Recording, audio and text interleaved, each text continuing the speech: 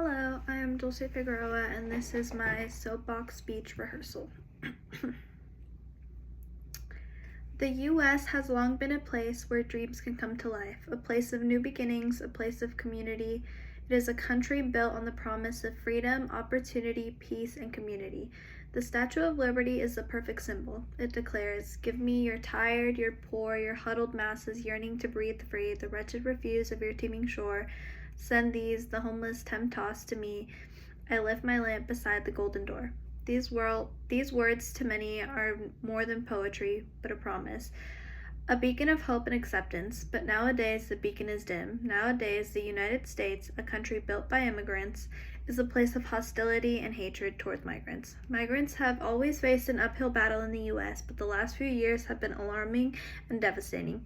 2024 marked the highest number of recorded migrant deaths in U.S. history, the leading cause being drowning in the Mediterranean Sea, an attempt to just reach safe shores. Regardless, each death belongs to a real person, with families, hopes, and dreams. I'm not only speaking from facts, but my own experience. I personally come from immigrant parents of mixed status. My father is legal and became a citizen 6 years ago. My mother was not legal, and she left the country 3 years ago while fixing her status. I myself am a U.S.-born citizen. I have seen my parents' struggles and challenges firsthand, as well as having had my own experiences. I can say, firsthand, there is hatred and hostility regardless of status and legality. Today, I would like to advocate for empathy, understanding, and overall humanity towards immigrants. In order to build these relationships and feelings, we first have to begin with knowledge. It is necessary to learn the stories, faces, and emotions behind the headlines. Oftentimes, migrants are reduced to political pawns, statistics, or simple laborers, when in reality they are real, living human beings. The Immigrant Defense Project website has a collection of real-life immigrant stories from all sorts of backgrounds. One example is Hugo Casacro. He was brought to the U.S. by his parents at age 10, seeking better education and opportunities for their son. Hugo did not learn he was undocumented until he was into high school and trying to get his driver's license. Hugo went on to graduate high school, get married to a U.S. citizen, have kids, and even get a job at a restaurant. He mentored at-risk youth in his spare times. One day, he was detained during a workplace raid and now faces deportation.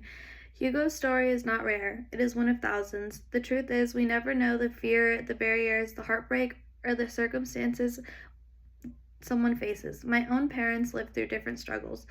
My father was able to access affordable health care and find more stable jobs and plan for retirement, while my mother worked cleaning houses and nannying. She had dreams of being a nurse and returning to school.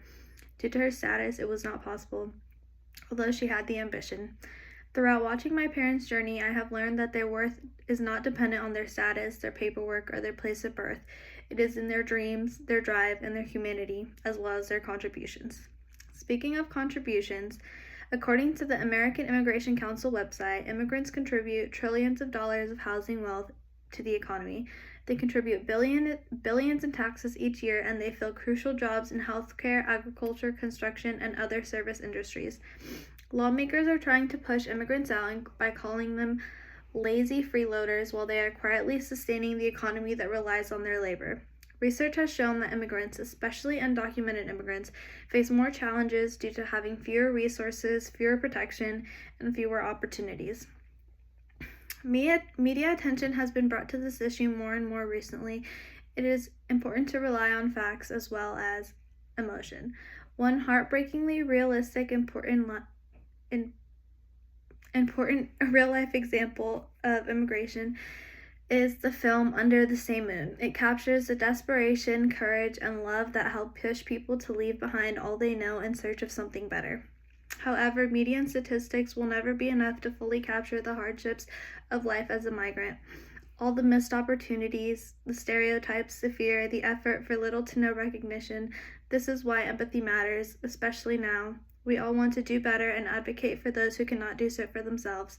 We need to see immigrants as not statistics, but as neighbors, classmates, co-workers, and friends.